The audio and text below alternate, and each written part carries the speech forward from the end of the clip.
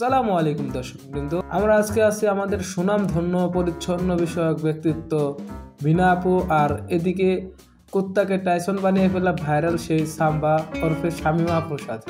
আমিও তো ভিডিও বানাই, আমিও ভাইরাল। হ্যাঁ, তোমারও নাম বলবো, তুমি আরো বেশি জনপ্রিয়। জি আপু, আশা করি ভালো আছেন। আসসালামু আলাইকুম ওয়া রাহমাতুল্লাহি ওয়া বারাকাতুহু। সমস্যা নাই, তোমাকেও জিজ্ঞেস করবো।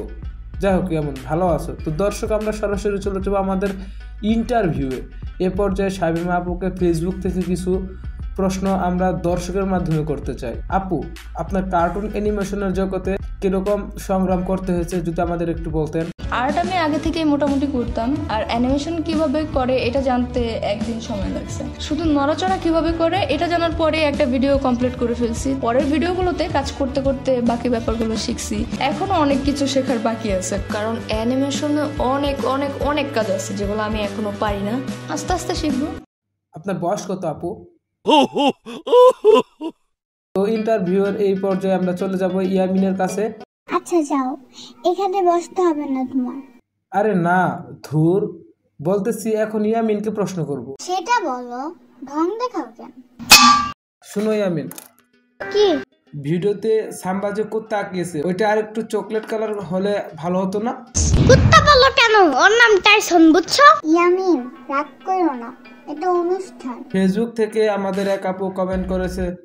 ও ওয়েট, এটা আপু না, আইডির নাম অচেনা রাজকুমার। প্রশ্নটি হচ্ছে, ইয়ামিনের বয়স কত? ওর বয়স 6, নার্সারিতে পড়তেছে। যাই হোক দর্শক বৃন্দ, আমরা এখন প্রশ্ন করব আমাদের মিনা আপুকে। আইসা ঠিক প্রশ্ন করো। প্রশ্ন করা।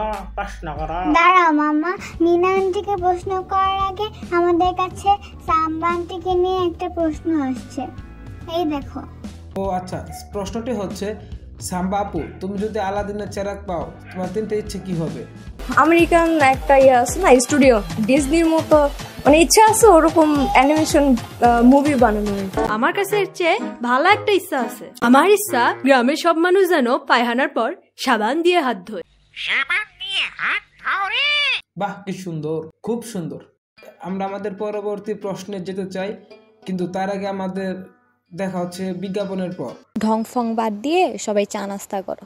আর আতিক, তোর চ্যানেলের স্পন্সার, এটা হাস্যকর। এসব বাদ দিয়ে এনে বিস্কিট খালা। এইটা কোনো কাম করলেন? আমরা মাইয়া বললাম করে চা দিছেন আর ছেলেরে বিস্কুট দিলেন কেন? মাইয়া মানুষ কি কাম করে না? হ্যাঁ গাইস, আজকের ইন্টারভিউ এই পর্যন্তই। আমরা খাওয়ার শেষে ব্যাক আসবো কিনা এটা মুডের উপর ডিপেন্ড করতেছে। যাই হোক, টাটা, বাই বাই। এইটা কি ঠিক করলেন খালা?